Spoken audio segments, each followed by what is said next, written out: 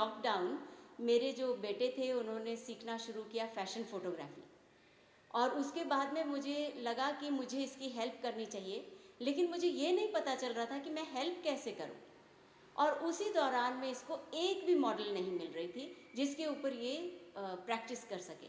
तो मैं इसकी पहली मॉडल बनी, और मुझे ये लगा भी कि इस उम्र में मैं इसकी मॉडल बन रही हूँ तो क्या ये ठीक होगा, उसको ठीक लगेगा, कितनी देर तक ये मेरे साथ में कर पाएगा, नहीं कर पाएगा। But he continued even after the lockdown. उसे अच्छा लगा और उसने कहा मैं इसी फील्ड में यानी कि ओल्डर पीपल को ही मॉडलिंग करवाना चाहता हूँ, एंड ये मेरी अब फील्ड बन जाएगी फॉर फैशन फोटोग्राफी। जब जब बात सुनी लड़के ने हाँ कर दिया, लेकिन फिर बाकी लोगों ने, घर वालों ने? बाकी लोग भी, मेरे घर वाले जो हैं वो वैसे ही हैं, सभी बच्चे। क्योंकि मेरी बेटी शी इज़ अ डॉक्टर, वो लंदन में है, और मेरे पति चीफ कमिश्नर रह चुके हैं, वो आईआरएस हैं, और वो मुंबई में भी सर्विस कर चुके हैं।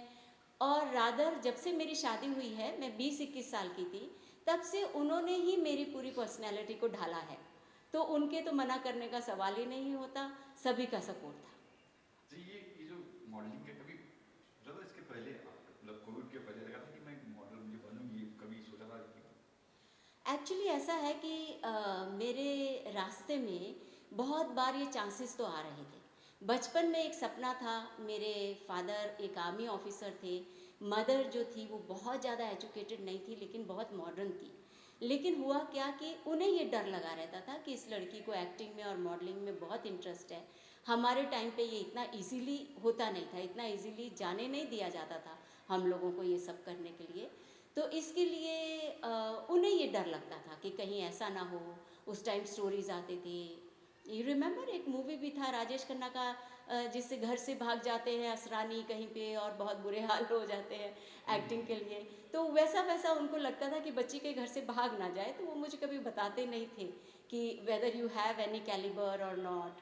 लेकिन बाद में, शादी के बाद में, जब मैं हेल्थ क्लब चला रही थी तो एक बहुत छोटा सा रोल, बिल्कुल माइन्यूट सा रोल मेरे रास्ते में आया था सवत माझी लाड़की में। उसके बाद मुझे ऑफर्स आए थे काफ़ी, लेकिन मेरे सामने एक द्वंद्व हो गया कि मैं हेल्थ क्लब लगाऊं या मैं एक्टिंग फील्ड में चली जाऊं। तो मुझे ये लगा कि हेल्थ एंड फिटनेस भी मेरा पैशन है, और हेल्थ क्लब अगर मैंने अभी नहीं लगाया, अभी मैंने जगह अपने लिए नहीं ली, तो हो सकता है कि जब मैं एक बार थोड़ी ओल्डर हो जाऊं मुझ में वो पैशन ना रहे। तो I chose health and fitness field. क्योंकि एक्सरसाइज करते हो क्या, किस तरह करते हो, क्या सुबह अब डेली रूटीन क्या है आपका मॉर्निंग में? हाँ, एक्चुअली मुझे बचपन से ही इन सब चीज़ों का शौक़ था। मैं एक प्लेयर थी, एथलीट भी थी, बहुत अच्छी, नेशनल लेवल की वॉलीबॉल प्लेयर भी थी। हमारा स्कूल टीम गया था। शेख अब्दुल्ला साहब जो चीफ मिनिस्टर थे जम्मू एंड कश्मीर के, उन्होंने मुझे एक ट्रॉफ़ी भी दिया था।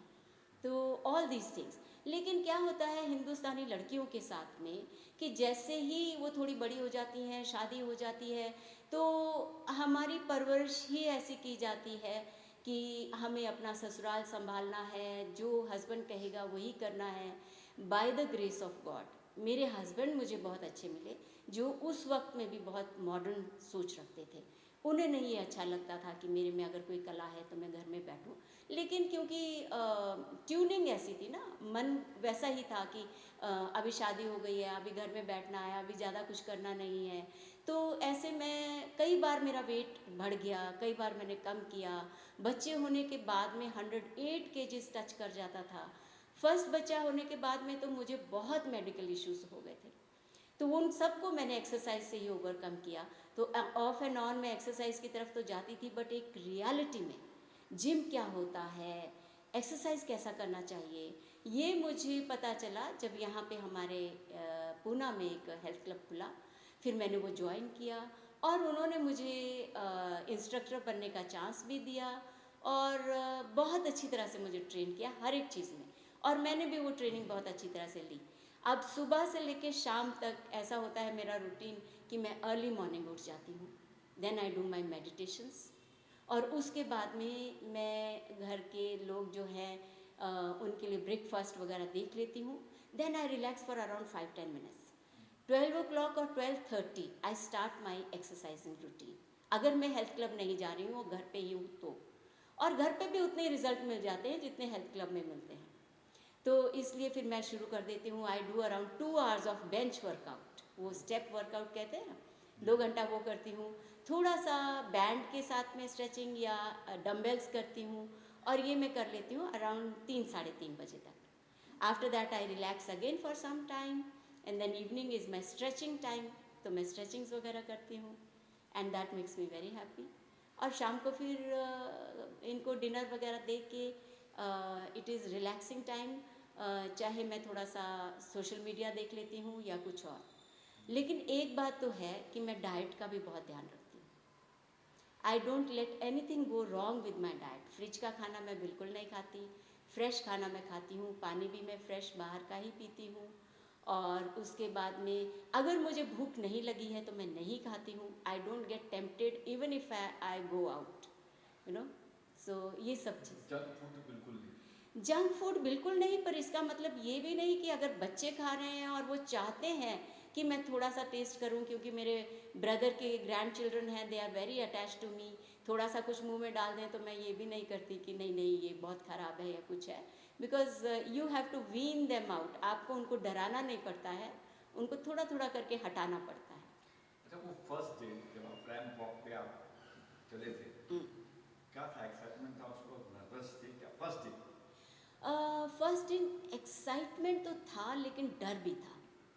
डर ये था कि मैंने ज़िंदगी में हील्स कभी नहीं डाले, सैंडल्स कभी नहीं डाले। मैं हमेशा ही कैड्स पहनती थी क्योंकि प्लेयर थी ना, और फ्लैट चप्पल्स भी नहीं पहनती थी। चप्पल का नाम ही मेरे लिए, सैंडल्स का नाम ही मेरे लिए highly discomfort for myself. So इसके लिए मुझे लग रहा था कि मैं कैसे करूँगी। सबने कहा 4 इंच का हील होना चाहिए। मैं सबसे सब कुछ पूछ रही थी, क्या करना चाहिए, कैसे करना चाहिए, बहुत इंक्वायरी कर रही थी। तो जितना मैं पूछ रही थी उतना मुझे डर लग रहा था। तो इसके लिए फिर मैंने सोचा कि मुझे ट्रेनिंग लेना चाहिए। तो यहाँ से मैंने किसी लड़की के साथ ट्रेनिंग लिया। हर दिन आके मैं रोती थी, बिकॉज ऑल्सो मैं सिर्फ इतना नहीं है, मुझे बीच में यूरिक एसिड हो गया था।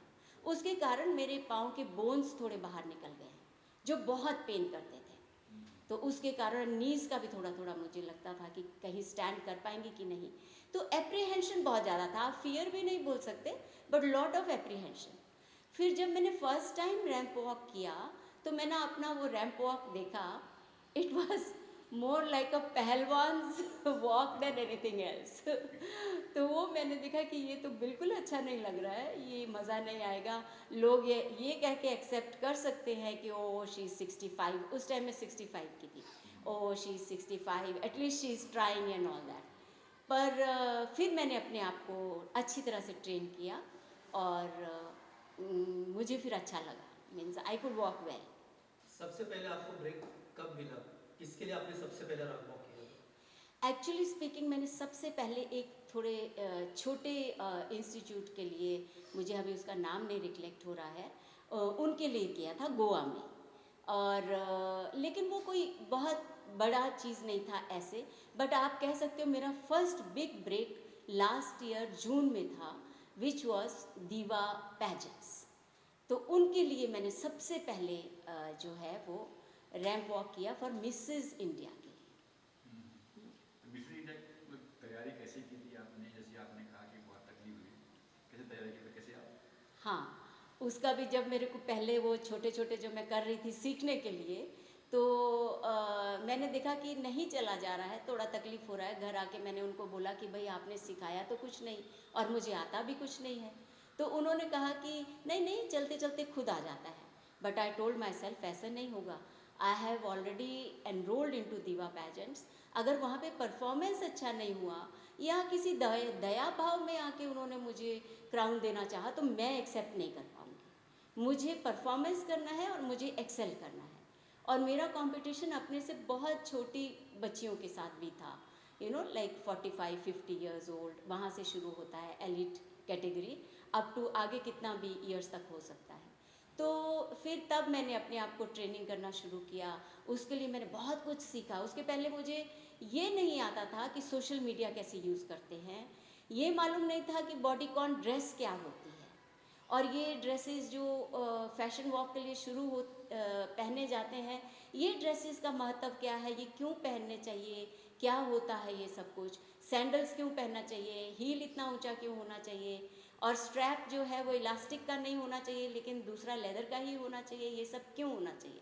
और मेकअप सबसे बड़ी चीज़ थी मेरे साथ में, क्योंकि मैंने तो बचपन में कभी भी हमारे घर में हमारी मदर ने हमें कभी नेल पॉलिश, लिपस्टिक कुछ नहीं लगाने दिया। बहुत ज़िद करके मैं काजल लगा लेती थी, which was my favourite, and that she had allowed only that. उसके लिए भी बहुत बार डांट पड़ती थी, क्या कर रहे थे अंदर घंटों तक, काजल ही लगाते जाते हो, फैशन नहीं करना होता है, काम करना होता है तो ये सब बातें हो जाती थी, तो वो सब नहीं आता था, वो मैंने सब सीखा। तो पहला क्राउन जब जीते तब क्या लगा आपको कि यार ये क्राउन वाकई लगा आपको कि मैं कैपेबल थी उस चीज़ के लिए? यस, एंड मुझे ये प्रूव करने का भी मौका मिला। ऐसा है कि वो जो अमन वर्मा जी है ना, वो हमारे होस्ट थे। हाँ हाँ, वो एक्टर, वो हमारे होस्ट थे, and what a wonderful host he is. तो उन्होंने एक मुझे लगता है कि उसी वक्त में उनमें कुछ ऐसा नैक है कि वो उसी वक्त में देख लेते हैं कि किस में क्या है, किस में क्या है। सो जब मैंने अपना सब कुछ कर लिया तो somehow on the stage he challenge me. He says Mandira Bedi ji ने एक बार 10 पुशअप्स किए थे, तो क्या आप पुशअप्स कर सकते हो स्टेज के ऊपर? अब ये अक्सर मिसेज इंडिया में होता नहीं है, पुशअप्स वगैरह करना। So I told him, I said हाँ मैं कर सकती हूँ। ही सेज, आई सेड, तो मैंने उनको पूछा कि सैंडल्स के साथ करूँ या सैंडल्स उतार के करूँ, क्योंकि विथ सैंडल्स 4 इंच का हील है, उसके ऊपर इतना मोटा नीचे वो है, तो it was not so easy. तो ही सेड नहीं, आप सैंडल के साथ करिए। उन्होंने मुझे अच्छी तरह से चैलेंज कर दिया, नहीं आप करके दिखाइए, सैंडल के साथ करके दिखाइए, आप कर सकती हैं। मैंने कहा कर सकती हूँ। ही स्टार्टेड काउंटिंग, 10 तक उन्होंने काउंट किया और मैं करते जा रही थी, and everybody was surprised, and खूब चीयरिंग हुआ, लोगों ने मुझे खूब प्यार किया। तो उसके बाद में ही ओनली स्टॉप मी, अच्छा अच्छा बस बस बस, and he was so amazed. उन्होंने मुझे बहुत प्यार दिया और उसके बाद में बहुत एड्यूलेशन भी दिया और बहुत प्रेज़ किया।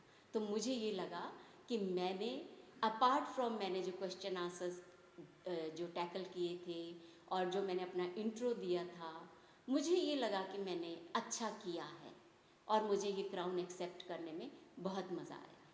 अक्सर ये देखा गया है कि जो जजेस होते हैं आज के डेट में, यंग जनरेशन, यंग जजेस होते हैं जो उस साल रैंप वॉक किए हैं, वो आज जज में ऐसे जज आके बैठते हैं।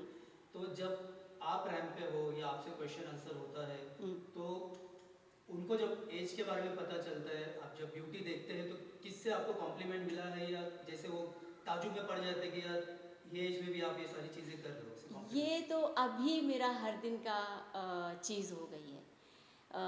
There is so much love in people कि वो हर दिन मुझे फ्रॉम द वेरी बिगनिंग, मैं जिसके पास चली जाती थी कि मुझे मॉडलिंग के लिए अपने फ़ोटो भेजती थी, they used to get surprised and they wanted to give me a chance. उन्होंने भी दिया और रैंप वॉक किया, उन्होंने भी हमेशा प्रेज़ किया और सब ने बोला अगर आप खुद नहीं बताओगे तो हमें पता भी नहीं चलता है कि you are that time I was 65, अभी 66 हूँ मैं, तो इतना हमें पता भी नहीं चलता है कि आप इतने साल के हैं। Sushma ji, you inspire us so much. और जो छोटे छोटे बच्चे हैं, एक ने मुझे इंस्टा पे लिखा कि दीदी, वो मुझे दीदी बोलते हैं, दीदी आपको देख के हम भी जा रहे हैं। वो जम्मू के या पठानकोट के थे, हमने भी दोनों हस्बैंड वाइफ ने ज्वाइन कर लिया है। जिस जिम में जाती हूँ मैं, बहुत से लोग इंस्पायर होके वहाँ आते हैं, and everybody says that we get inspired. Even जिन्होंने मुझे रोल्स दिए हैं मूवी में, वो भी कहते हैं कि अगर हम आपको चाहें तो आपको हम 30 to 35 भी लगवा सकते हैं with makeup and all that. So I feel happy. जैसे अभी आपने कहा कि मूवी में, हाँ जी, आपने मूवी की है उधर? एक मूवी में अभी मैंने काम किया है, नाम है मूवी का बेलचा। अभी तक वो रिलीज़ नहीं हुई है, but I have done it and I have been offered another movie. उसमें उसका मैं अभी तक नाम नहीं बताऊंगी। उसमें थोड़ा सा ओल्ड लोगों का लव स्टोरी टाइप है, लाइक जैसे they are not married even till the older age, so how they get involve and what all happens. It's a fun movie, जैसे हंसी खुशी वाली।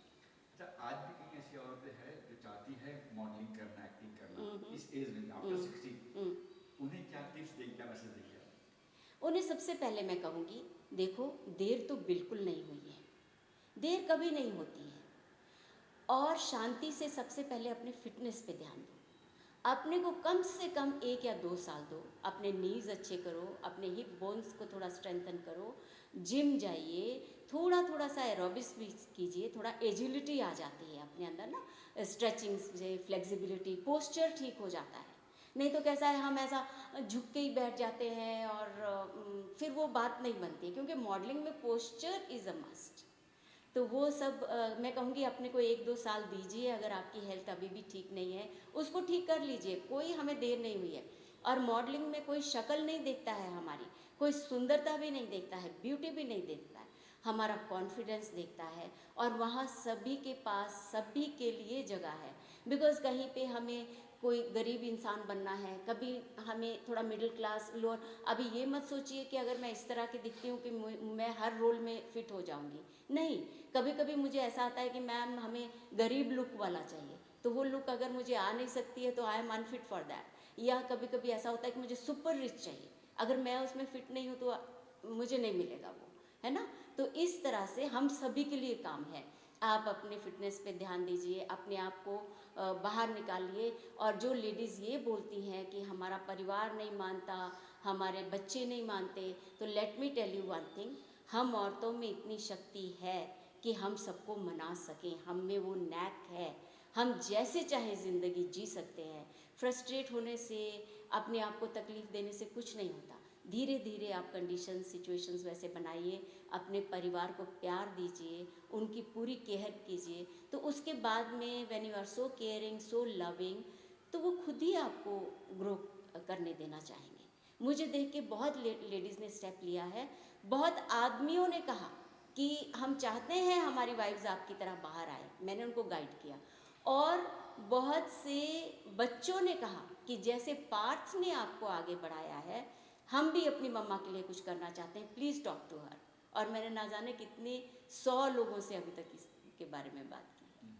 क्या गोल क्या अभी मॉडलिंग में आगे कुछ चाहिए कि ये मुझे कुछ हासिल करना है, सोचा है? ऐसा है कि आई वॉज इनटू स्पिरिचुअलिटी, मैं बड़े बड़े कोर्सेज लेती थी, मैं सभी बड़े बड़े गुरुओं के साथ में जुड़ चुकी, grand master Choa Kok Sui, and then Avdhoot Baba Shivanand ji, and Shri Shri Ravishankar ji. फिर अल्टीमेटली मैंने ये देखा कि श्री श्री रविशंकर जी इज़ माई गुरु। तो मैंने बहुत सारा काम किया है आर्ट ऑफ लिविंग का, बहुत बड़े बड़े कोर्सेज लिए हैं, I am a very successful teacher in that. लेकिन एक दिन गुरुजी ने ही वहाँ से मेरा रास्ता चेंज करके यहाँ पे इस तरफ को कर दिया। दैट मीन्स यहाँ पे कोई ना कोई ऐसा काम है जो मुझे करना है, कोई ना कोई ऐसा बदलाव, ऐसा चेंज है जो मैंने यहाँ पे लानी है। I have to inspire people to live life. सभी जो है घर बार छोड़ के स्पिरिचुअलिटी में नहीं जा सकते, लेकिन हम लोग अपने घर बार में रहकर स्पिरिचुअल भी हो सकते हैं, दुनिया को भी टैकल कर सकते हैं। क्योंकि आजकल 60 से ऊपर जो हो जा रहा है, बहुत कम लोग हैं जो बाहर निकले हुए हैं। बाकी अपनी ज़िंदगी बस जैसे कहते हैं ना कि ढल जाती है, विदर अवे हो जाती है, जैसे एक पत्ता बिल्कुल ऐसा धीरे धीरे सिकुड़ जाता है, ऐसे ज़िंदगी को सिकुड़ा के छोड़ देते हैं। यानी कि we leave this world and then we go away. तो वो नहीं होना चाहिए। मैं चाह रही हूँ कि हमारे टाइम की जो औरतें थी, उन्होंने जवानी में भी ज़िंदगी नहीं जी। You know, we were the middle people, जिन्होंने सास ससुर का, अपने घर का भी ध्यान रखा है और अपने बच्चों का भी ध्यान रखा है। आज बच्चे डोमिनेट करते हैं, लेकिन अगर सास ससुर हैं या नहीं हैं तो भी उन्होंने ज़िंदगी नहीं जी है। तो ये टाइम है कि they are the queens of their homes, they are the people, even the males. अगर आप लोगों ने, आदमियों के लिए भी मैं कहती हूँ कि अब अपने लिए ज़िंदगी जी लो। जो भी 10, 20, 30 साल बचे हैं, या 1, 2, 4 महीने बचे हैं, या जितना भी टाइम है, लिव फॉर योरसेल्फ। बच्चे अब सेटल हो चुके होंगे और ये वक्त आपका है। एनीथिंग एल्स कुछ बोलना है लास्टली? ठीक है।